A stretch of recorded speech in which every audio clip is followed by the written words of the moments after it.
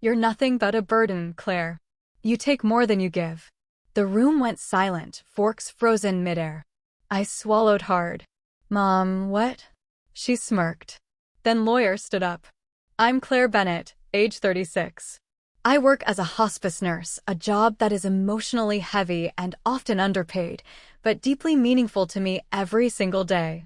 I have always been the reliable one in my family, the person who handles crises quietly and takes care of everyone else without being celebrated. I grew up in a home that valued appearances, money, and status far more than compassion or kindness. My mother always favored my older sister, the one they constantly praised in front of others. I struggled with my self-worth for years, but I found purpose in helping people during their final days. Recently, I moved back home to care for my sick mother despite our strained relationship. My family still sees me as someone who never made it big, ignoring the emotional strength I carry inside. I was not rich or glamorous, but I had something they never expected. I learned to listen closely, to notice small details others missed, and to stay calm when everything felt like it was falling apart around me every single time, always quietly. If you've ever been made to feel small by the people who should have supported you most, hit subscribe. I see you. Tell me in the comments, have you been the one who gave everything and still was not enough?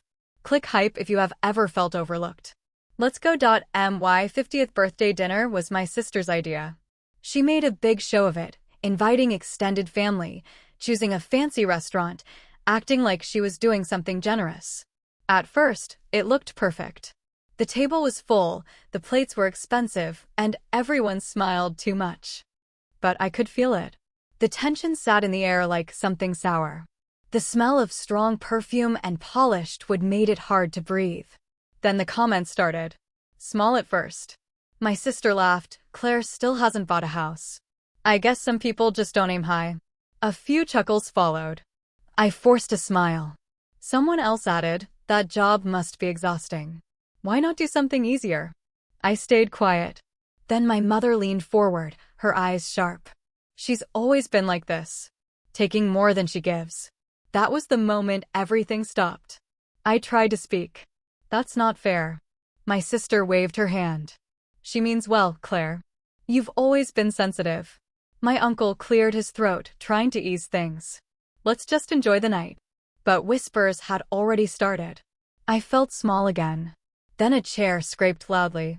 The family lawyer stood up. No one expected him. He adjusted his glasses and said, I was asked to attend by your late father. The room froze. My mother's smile faded. He held up an envelope. He wanted this read at a significant gathering. My heart pounded. He looked straight at me. This changes everything. Growing up, this was not new. I had been pushed aside more times than I could count. When the family business struggled years ago, I stepped in quietly, organizing things, helping behind the scenes. No one mentioned it later. Instead, my sister stood in front of relatives and said, I handled everything. They praised her. I stood there, invisible. Another time, during a holiday dinner, my mother said, You're just not built for success like your sister. Everyone heard it. No one corrected her. Why can't you be more like her? She would ask, again and again. Each word stuck. Still, I stayed. When my mother got sick, I came back without hesitation. I managed her medications, her appointments, her fears. Long nights, quiet rooms, the steady sound of her breathing filling the dark. And yet, to everyone else, I was the dependent one. The one who never left. The one who needed them. I stopped reacting. I watched instead. I listened. Patterns started to appear. Money moved in strange ways. Decisions didn't add up. My sister spoke too confidently about things she barely understood. My mother controlled the story, shaping how others saw me. They grew comfortable, certain I would never push back. But something inside me shifted. I stopped trying to prove myself. I started preparing. What they didn't know was, I had something they never thought to look for. Years ago, my father called me into his study. It smelled like old paper and ink. He handed me a folder and said, Keep this safe. I asked why. He just smiled softly. One day, you'll understand why I chose you. I never forgot that moment. Inside were documents, notes, records. Over time, I added to it. Quietly. Carefully. Working in hospice, I learned how estates worked, how people planned their final wishes. I paid attention. I asked questions. I kept copies of everything that fell off. I never corrected my family when they underestimated me. It made things easier. They never saw me coming. I stayed calm, even when it hurt. I waited. The lawyer standing there was not just any lawyer. He had known my father for years. Unlike the rest of my family, he always treated me with respect. Once, after a quiet conversation, he told me, "Your father saw something in you they still don't." That stayed with me. Over the years, he guided me in small ways. "Keep records," he said once. "Trust your instincts." Now, as he stood in that room, I saw the discomfort on his face. He had watched my family dismiss me again and again. My sister leaned toward my mother and whispered, "Watch, this will finally prove who Dad trusted most." They both smiled. Confident. Certain. I stayed still. My hands rested calmly on the table. No shaking. No fear. The lawyer opened the envelope slowly. Every sound in the room faded. It was time. He began reading. My father's words filled the room, steady and clear. He spoke about trust, about integrity, about seeing people for who they truly are. Then came the shift. He named me. He said I was the one he trusted to oversee key decisions and family assets. A sharp gasp cut through the silence. My sister stood up. "This is ridiculous." "She's lying." The lawyer didn't flinch. "These are verified records." He placed documents on the table.